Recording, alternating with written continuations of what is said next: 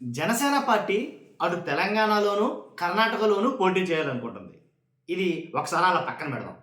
Janasena party ఏదైతే professor Nageshwar గారి గురించి ఎవరైతే పవన్ కళ్యాణ్ గారు మాట్లాడారో, ఆ మాటలు బట్టి చాలా రచ్చ అయితే జరుగుతుంది.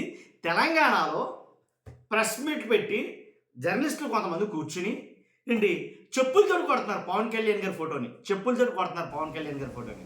నేను అది వీడియో పెడతాను, మీరు చూదురు కానీ.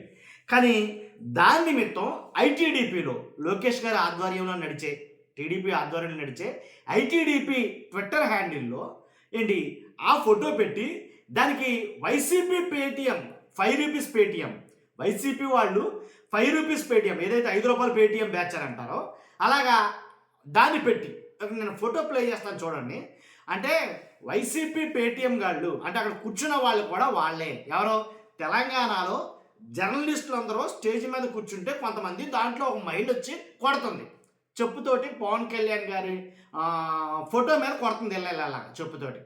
దాని నిమిత్తం ఈరోజు అంటే ఐటీడీపీలో ఏదైతే వాళ్ళ ట్విట్టర్ హ్యాండిల్ ఉందో వాళ్ళ ఖాతాలో నుంచి, ఐటీడీపీ ఎక్స్ ఖాతా నుంచి ఆ ఫోటో పెట్టారు. ఫోటో పెట్టి దాని గురించి కొంచెం రాశారు. మనం దీని గురించే మాట్లాడబోతున్నాం, ఈ విషయాలన్నీ మాట్లాడబోతున్నాం. రాష్ట్రంలో ఏం జరుగుతుంది అనేది అందరికీ తెలియాలంటే మీ బాధ్యతగా మీరు ఫస్ట్ లైక్ చేయండి. మీరు లైక్ చేస్తే ఎక్కువ మంది ఇన్ఫర్మేషన్ షేర్ అవుతుంది.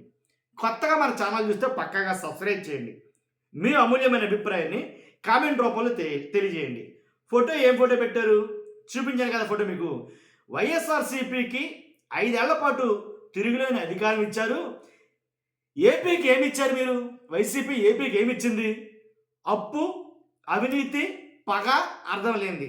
నేను దాన్ని ట్రాన్స్లేట్ చేసి చెప్తున్నాను, అంటే ఇంగ్లీష్లో ఉంది యాక్చువల్గా. అది 2024లో ప్రజలు కేవలం 11 సీట్లే ఇచ్చి చెంపదెబ్బ కొట్టారు కాబట్టి ఇప్పుడు వాళ్ళు చెప్పులు కొట్టుకుంటున్నారు అని ఏదో రాసుకొచ్చారు. తర్వాత పేటీఎం కె నాగేశ్వరరావు గారు కేవలం డబ్బు తీసుకుని మాట్లాడే ఒక ప్రచార సాధనం మాత్రమే. ప్రొఫెసర్ నాగేశ్వర్ గారు ఒక పేటీఎం, వైసీపీకి పేటీఎం కింద చెప్తున్నారు. నిన్న నేడు రేపు కూడా ఆంధ్రప్రదేశ్కు వైఎస్ జగన్ అసలైన ముప్పుగానే మిగిలి ఉన్నారు.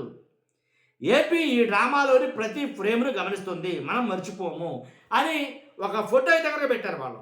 ఆ ఫోటోలో కూర్చొని ఉన్నారో చెప్పుదెబ్బలు కొట్టి వాళ్ళు ఏమో పైన వైసీపీ సింబల్ వేసి దానికేమో 5 రూపీస్, 5 రూపాయలు ఉంటాయి కదా, ఆ 5 రూపాయలు వేసి 5 రూపీస్ పేటీఎం అనేది రాశారు వైసీపీ వాళ్ళ గురించి. ఇది అంటే దేని గురించి మీకు అర్థమై ఉంటుంది.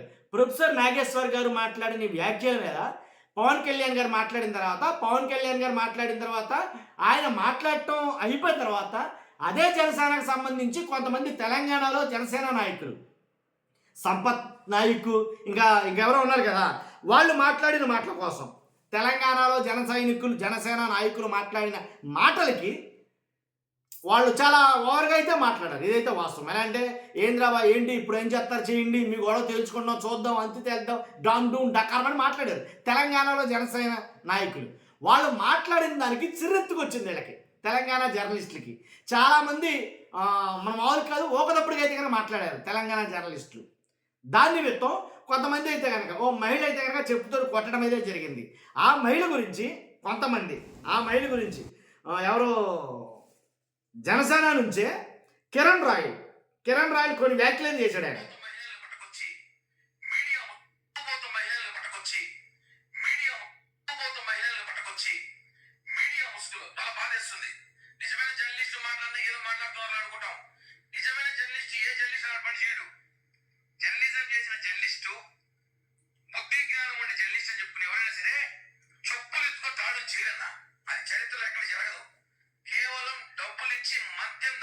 ఒక మహిళని తీసుకొచ్చి నిన్నటి దినం చాలా బాధాకరం. వాసైపున దెబ్బకి దెబ్బైతే ఉంటుంది. తాగుబోతు మహిళలు ఎవరైతే పవన్ కళ్యాణ్ గారు ఫోటోని, ఫ్లెక్సీ ఫోటోని ఏంటి స్టేజ్ మీద కూర్చున్న వాళ్ళందరి దగ్గరగా ఆవిడ వచ్చి ఇలా చెప్పుతో కొట్టిన మహిళ ఎవరైతే ఉన్నారో ఆవిడ తాగుబోతు మహిళ. మనోడు చెప్తున్నమాట అంటే చెప్పులతో కొడుతున్న మహిళలు ఎవరైతే ఉంటారో వాళ్ళందరూ తాగుబోతు మహిళల కింద లెక్క. ఎవరో మనోడు ఈయన చెప్తున్నట్టు ఎవరో కిరణ్ రాయల్ చెప్తున్నమాట. అంటే చాలా సందర్భాల్లో మహిళలు దిష్టి బొమ్మలను కానీ లేదా ఫ్లెక్సీలను కానీ చెప్పులతో కొట్టడం చాలా సందర్భాల్లో చూస్తాం మనం రాజకీయాల్లో. ఆ రకంగా కొట్టిన మహిళలు అందరూ కూడా ఈయన చెప్తున్నట్టు లెక్క ఏంటంటే, కిరణ్ రాయల్ చెప్తున్న మాట ఏంటంటే, చెప్పులతో కొట్టిన మహిళలు తాగుబోతు మహిళలని, అక్కడ కొట్టిన ఆవిడికి మద్యం పోయించి డబ్బులు ఇచ్చి పవన్ కళ్యాణ్ గారి బొమ్మను కొట్టించారని కిరణ్ రాయల్ గారు చెప్తున్నాడు. ఆయన చెప్పే మాట అదే. మహిళలను పట్టుకొచ్చి మీడియా ముసుగులో చాలా బాధేస్తుంది.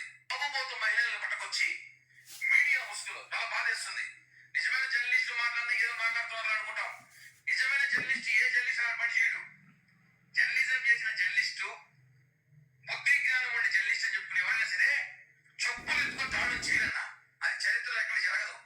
కేవలం డబ్బులు ఇచ్చి మద్యం దాయిపించి ఒక మహిళని తీసుకొచ్చి నిన్నటి దినం చాలా బాధాకరం. వాసన దెబ్బకి దెబ్బ అయితే ఉంటుంది. దెబ్బకి దెబ్బ రివెంజ్ తీసుకుంటాం. అది మా నాయకుడు. వీళ్ళు చెప్తున్న మాట ఏంటంటే, తెలంగాణలో జర్నలిస్ట్కి ఏపీలో ఉన్న వైసీపీ వాళ్ళు డబ్బులు ఎందుకు ఇస్తారో నాకు అర్థం కాలేదు ఇది. ఇప్పుడు తెలంగాణ ఉన్న జర్నలిస్టులు అందరూ తిరగబడుతున్నారు జనసేన మీద. తెలంగాణ ఉన్న చాలామంది జర్నలిస్టులు, ఎందుకంటే అంతమంది జర్నలిస్టులు కూడా వీళ్ళు మన వాళ్ళుగా అంటే అగ్గిపెట్టి తగలెట్టినట్టుగా మాట్లాడారు జనసేన నాయకులు, అక్కడ ఉన్న నాయకులు. నేను మీకు చెప్పాను, నేను ఆ వీడియో కూడా చేశాను ఎవరెవరో అక్కడ అలా మాట్లాడారు అనే విషయం మీద. కాబట్టి ఆ నాయకులు అలా మాట్లాడటం వల్ల చాలామందికి కోపాలు వచ్చాయి. జనసేన సంపత్ నాయక్ ఒకడు, తర్వాత జనసేన నేత సాగర్ ఒకడు, ఇలా 2-3 అయితే ఉన్నారు. వీళ్ళ మాట్లాడిన మాటలకి వాళ్ళ కోపం వచ్చింది. కోపం వచ్చి వాళ్ళు జర్నలిస్టులు అందరూ ఎదురు తిరిగారు, కూడపడి వెళ్ళారు. అలాగే ఎక్కడ పడితే అక్కడ వాళ్ళు ప్రశ్నిస్తున్నారు. ఆ ప్రశ్నలకు సమాధానాలు చెప్పలేక పక్క నుంచి పలాయనం చేస్తున్నారు, వీళ్ళు పలాయనం చెత్తకిస్తున్నారు.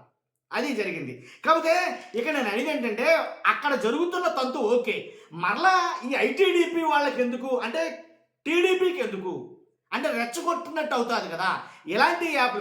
అలా వైసీపీ పేటీఎంలు తెలంగాణలో ఎందుకుంటారు? వాస్తవంగా అయితే కనుక తెలంగాణ జర్నలిస్టులు ఎందుకుంటారు? పోనీ ఏదో ఒక ఛానల్ సంబంధించిన జర్నలిస్ట్ అయితే అనుకోవచ్చు. మొత్తం జర్నలిస్టులు అందరూ ఎందుకు తిరుగుబాటు చేస్తారో? మాట్లాడిన మాటలు సరిగా లేకే కదా. మనం మాట్లాడే మాట అదుపు పొదుపు లేకపోతేనే కదా తిరుగుబాటు అనేది జరిగింది. కానీ తిరుగుబాటు జరిగింది ఒకటి, ఇక్కడ జనసేన మొత్తం అక్కడ నాయకులందరూ అలా మాట్లాడబట్టే వాళ్ళకి వ్యతిరేకత ఏర్పడింది. వాటితో పాటు పవన్ కళ్యాణ్ గారు కూడా తెలంగాణ వ్యాప్తంగా వ్యతిరేకత ఏర్పడుతుంది. ఎందుకని? ఎవరైతే ప్రొఫెసర్ నాగేశ్వర్ ఉన్నాడో ఆయన వ్యక్తిత్వం బట్టి, ఆయన మాట్లాడే విధానం బట్టి, ఆయన మాట్లాడిన దాన్ని బట్టి అర్థమైందా? కాబట్టి వ్యతిరేకత ఏర్పడుతుంది.